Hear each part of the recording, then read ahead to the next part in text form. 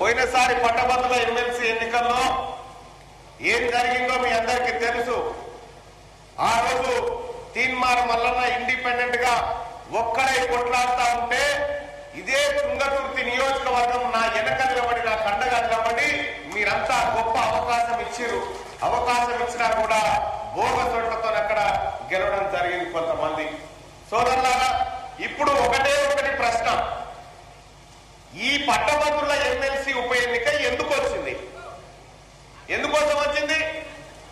పల్లా రాజేశ్వర రెడ్డి రాజీనామా చేశాడు, మారేసిపోతే వచ్చింది. అంటే 6 సంవత్సరాల కోసం పల్లా రాజేశ్వర రెడ్డిని ఈ పట్టభద్రుల సమస్యలు ఇని పరిష్కార మార్గం కలుపుకోమని ఆయన ఎమ్మెల్సీని చేస్తే ఆ టీఆర్ఎస్ పార్టీ వాళ్ళు ఏం చేసిరు, మాకేం అక్కర్ లేదు ఈ ఎమ్మెల్సీ పదవని 3 ఏళ్ళకి ఆ రోడ్డు మీద ఇచ్చి పెట్టిపోయారు. ఇలా కోసం పట్టభద్రుల ఎమ్మెల్సీ వచ్చింది. ఇక మళ్ళా రేపు పొద్దుగాలు వచ్చి మళ్ళా తెలంగాణ, మళ్ళా బాబు కేసీఆర్, మళ్ళా కథ పట్టభద్రుల తట్ట మళ్ళా మానెత్తిని పెట్టురని మళ్ళా తిరుగుతారు రేపు పొద్దుగా. అక్కర్లేదండి అలా వారేసిపోతుంది. కానీ ఆ రోజు ఓడిపోయినటువంటి తీన్మార్ మల్లన్న ఒక్క రోజుల్లో ఇంట్లో కూర్చున్నాడా? కొట్లాడుతూనే ఉన్నాం. దేవుళ్ళు అయిపోయింది కొట్లాడిన కేసీఆర్ మీద. మీ అందరికి తెలియదా? ఇలా తీన్మార్ మల్లన్న మీద 100 కేసులు ఉన్నాయి. 100 రోజులు జైల్లో పోయిందంటే ఇలా కేసీఆర్ గద్దె దించేటువంటి ప్రయత్నంలో ఉడతా భక్తిగా మేము చేసినటువంటి ప్రయత్నం మీ అందరికి తెలుసు అన్నారు. ఇలా తీన్మార్ మల్లన్నను కల్వకుంట్ల తారక రామారావు కేటీఆర్ అంటాడు, ఎవరు గెలిచినా పర్వాలేదట కానీ తీన్మార్ మల్లన్న గెలిపోద్దట. ఆయనకు ఎందుకొస్తే తంత ఆడానికి వస్తే. సోదరులారా, ఒకటే చెప్తా ఉన్నా, తీన్మార్ మల్లన్నకు ఏ అధికారం లేనప్పుడు మీరు చూడొచ్చు, ఎంతో మంది పేద బిడ్డలను ఆదుకొని ఆపరేషన్లు చేయించి చదువులు చెప్పించి ఇండ్లు కట్టించి ఎన్నో కుటుంబాలను ఆదుకొని ఇలా విదేశాలలో కూడా చదివిపిస్తా ఉన్న పిల్లల్ని. తీన్మార్ మల్లన్న ఒక్కడే ఒక మాట చెప్తాను సోదరులారా, ఎవరన్నా రాజకీయ నాయకులు ఆస్తులు ప్రభుత్వానికి రాసిచ్చి వచ్చిర్రా, ఒక్క మీ తమ్ముడు తీన్మార్ మల్లన్న మాత్రమే ప్రభుత్వానికి ఆస్తులు జప్తు చేసి రాజకీయాల్లోకి వస్తా ఉన్నారన్న విషయాన్ని మీరు గుర్తు చేసుకోండి. అలాగే రైట్ టు రీకాల్ కూడా నాకు నేరుగా నా మీద ఇంప్లిమెంట్ చేసుకోబోతున్నటువంటి ఒక బ్రహ్మాస్త్రం అని ప్రజలకు ఏమవుతా ఉన్నాం. ఇన్ని అర్హతలున్న నాయకుడు ఎవరన్నా మీకు బయట కనిపిస్తారా? ఒక్కరన్నా కనిపిస్తారా? ఏ ఒక్కరన్నా?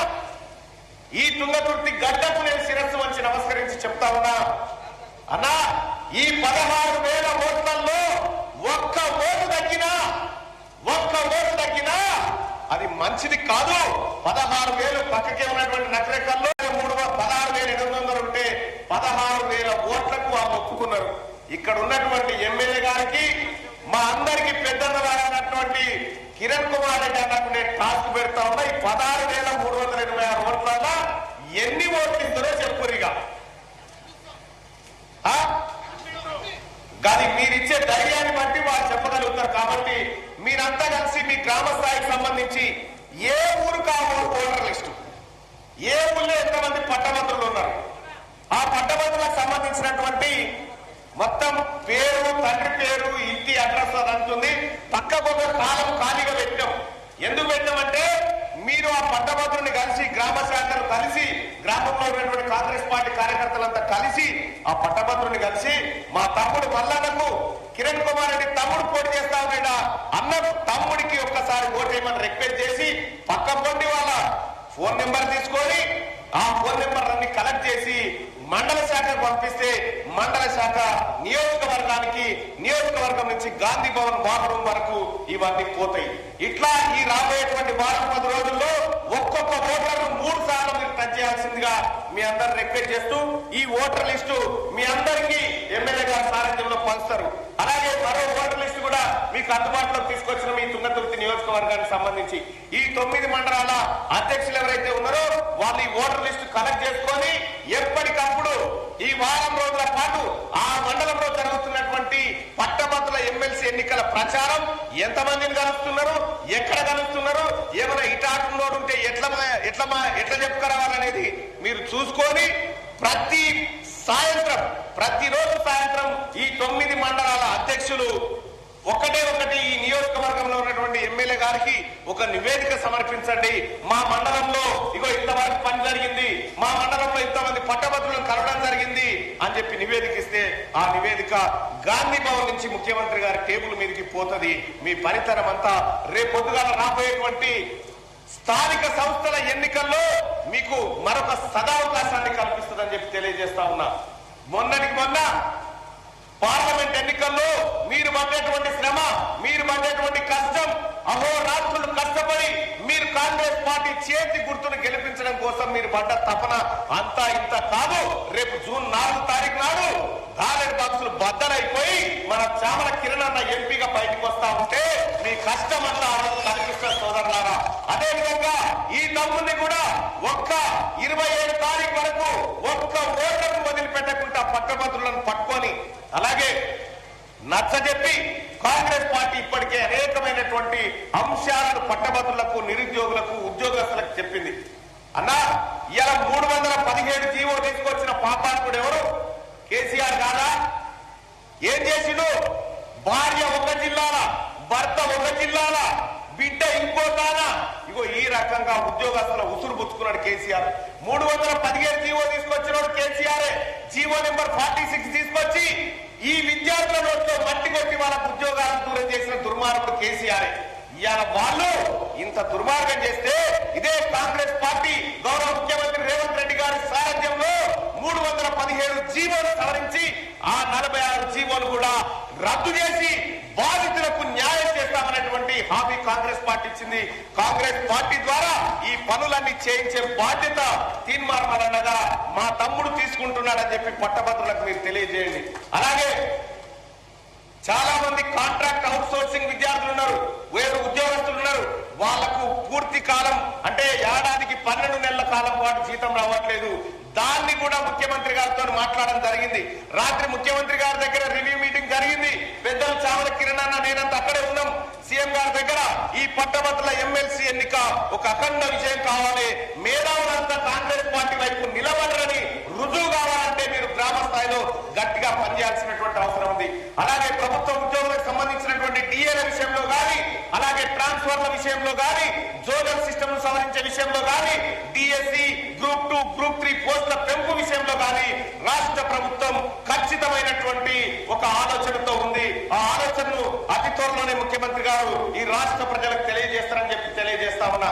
సోదరులారా, తీన్మార్ మల్లన్న గెలవాలేనేమో మీరంతా కోరుకుంటా ఉంటే ఆ కేటీ రామారావేమో తీన్మార్ మల్లన్న మా రాజ్యాన్ని కూల్చేదాంట్లున్నాడు కాబట్టి అతను గెలవద్దని తిరుగుతా ఉన్నాడు. మరి మీ మల్లన్న గెలిచి అసెంబ్లీకి పోవన్నా, ఓడిపోయి శ్మశానానికి పోవన్నా మీరే డిసైడ్ చేసుకోవాల్సిందిగా మీ అందరినీ రిక్వెస్ట్ చేస్తా ఉన్నా. సోదరులారా, ఎటు పోవాలి? గట్టిగా చెప్పాలి, ఎటు పోవాలి? అది గ్రామ స్థాయిలో ఒక్క ఓటు మిస్ కాకుండా ప్రతి మండలానికి మండల అధ్యక్షుడే బాధ్యత వహిస్తూ ఆ మండలాన్ని మానిటర్ చేస్తూ ప్రతిరోజు సాయంత్రం ఎమ్మెల్యే గారి టేబుల్ మీద రివ్యూ మీటింగ్ సంబంధించినటువంటి వివరాలు ఉండాలి. తద్వారా అక్కడి నుంచి గాంధీ భవన్ కు వార్ రూమ్ కి పోవాలి. ఏ గ్రామంలో ఏ కార్యకర్త ఎంత మందిని కలిసిన లెక్క కూడా అక్కడికి పక్కాగా వెళ్ళిపోతుందని చెప్పి మీ అందరికి తెలియజేస్తూ ఇక్కడ ఈ కార్యక్రమానికి యాక్చువల్ గా అతి తక్కువ సమయంలోనే సామేలన్నకి ఇన్ఫార్మ్ చేయడం జరిగింది. 14th అనుకున్నాం కాబట్టి నిన్న మొన్ననే వాళ్ళు అలసిపోయినారు తమ్మి అంటే 15th కు పోస్ట్ పోన్ చేసుకున్నాం. 15th రోజు ఇవాళ ఇంతమందిని ఒకే వేదిక తీసుకొచ్చి పట్టభద్రులను అలాగే రిటైర్ ఉద్యోగులను అందరినీ తీసుకొచ్చి వాళ్ళ కార్యక్రమాన్ని చేస్తా ఉన్నారు. వారందరికీ ధన్యవాదాలు తెలియజేసుకుంటూ మందుల సామేలన్న గెలుపు కోసం గాని, చామల కిరణ్ అన్న గెలుపు కోసం గాని మీ తమ్ముడు తీన్మార్ మల్లన్న ఎంత కష్టపడ్డాడు, తీన్మార్ మల్లన్న కోసం కూడా వారు అంతే గట్టిగా కష్టపడతా ఉన్నారు. మీరు కూడా వాళ్ళని అనుసరిస్తూ రాబోయే పట్టభద్రుల ఎమ్మెల్సీ ఎన్నికల్లో అత్యధిక మెజార్టీతో మొదటి ప్రాధాన్యత ఓటు. ఇందులో చేయి గుర్తుండదా? వాళ్ళు ఇందులో చేయి గుర్తుండదుగా. మన కిరణ్ అన్నకు సామేలన్నకు ఉన్నట్టు చేయి గుర్తుండదు. ఇలా పేరేముంటది, పేరేమని ఉంటది? మన బ్యాలెట్ పేపర్ల సీరియల్ నెంబర్ 2, బ్యాలెట్ పేపర్ల సీరియల్ నెంబర్ 2. మొన్న ఎంత వచ్చిందే? మనది 4, 3 అన్నదే 3. నీది ఎంత వచ్చిందే? 4. 2, 3, 4. అయితే బ్యాలెట్ పేపర్ల సీరియల్ నెంబర్ మనది 2 ఉంటది. ఆ 2 పక్క పొంటి తీన్మార్ మల్లన్న అని ఉంటది. Teenmar Mallanna Indian National Congress party అని ఉంటది. ఆడ ఖాళీ డబ్బా ఉంటది. ఆ ఖాళీ డబ్బాలు ఏం చేయాలంటే పెన్ను తీసుకొని 1 నెంబర్ వేయాలి. అంతే, పెన్ను తీసుకొని 1 నెంబర్ వేయాలి. 1 నెంబర్ వేసి మడత పెట్టి డబ్బాలు వేసి వచ్చేసిపోవాలి. ఇది ఓటు. ఇక మరి చేయి గుర్తు కనిపించలేదు, ఇది కనిపించలేదు. మొన్నటి పోయినసారే 15-20 వేల ఓట్లు పట్టభద్రులకు ఓట్లు వేయాలి. మొన్నటిసారి ఎటేసిరో ఏం చేసిరో మా చెల్లె బాలలక్ష్మి గిరక బాగా ఓటే ఒక ఆయన టిక్కు పట్టిపోయాడు. ఒక ఆయనకి ఏమైపోయింది, తీన్మార్ మల్లన్న కోటేశ్వరం జై మల్లన్న అని రాసిపోయింది. అది జల్లకుట అయిపోయాడు. ఇక ఇట్లనే జరిగింది చాలా చోట్ల. కాబట్టి జాగ్రత్తగా ఈ ఓటింగు ప్రిఫరెన్షియల్ ఓటింగు. తీన్మార్ మల్లన్నది సీరియల్ నెంబర్ ఎంత ఎంత? ఆ 2కు ఎదురుగా ఎంత నెంబర్ వేయాలి? 1. 2కు ఎదురుగా 1 నెంబర్ వేయాలి. ఆ 1 నెంబర్ వేస్తే మీ తమ్మునికి ఓటు పడ్డట్టు, కాంగ్రెస్ పార్టీకి మేధావులు పట్టం కట్టినట్టు అవుతుందని చెప్పి మీ అందరికి తెలియజేసుకుంటూ, మీకు సంబంధించినటువంటి ప్రతి డేటాను ఎమ్మెల్యే గారు మండలాల వారిగా మీకు డిస్ట్రిబ్యూట్ చేయిస్తారు. తద్వారా మీరు పనిచేసి మీరు గొప్పగా పట్టభద్రుల మనసును చురగొనే విధంగా మీరు పనిచేయాలని కోరుతా ఉన్నా. ఇక నాకు ఆలేరు మీటింగ్ ఉంది. ఆలేరు మీటింగ్ కు నేను అటెండ్ కావాలి. మొత్తం 34 నియోజకవర్గాలు. ఇక చూడరా గమ్మతి, ఒకటేమో తుంగతుర్తి నియోజకవర్గానికి పెద్దన్న మా సామెల్ అన్న, ఇటువంటి 7 తుంగతుర్తిలకు పెద్దన్న మా కిరణ్ కుమార్ రెడ్డి అన్న. నన్ను 34 నియోజకవర్గాలకు తోలిరా. ఏడికి పోవాలి నేను? భద్రాచలం కాడికి వెళ్ళి కొండమడుగు మెట్టు దాకా, ఏటూరు నాగారానికి వెళ్ళి నాగార్జున సాగర్ దాకా నా నియోజకవర్గం. కాబట్టి నేను మిగతా కార్యక్రమాలు కూడా చూసుకోవాలి. కాబట్టి ఈ కార్యక్రమం ఈ తుంగతుర్తి నియోజకవర్గానికి సంబంధించినటువంటి పూర్తి బాధ్యతలు అన్నలు పెద్దల మీద పెడుతూ నేను ఆలేరుకు పోవన్నా వద్దా? మీరు ఒక్కరు కూడా కదలకుండా కూర్చున్నారుగా, కదలకుండా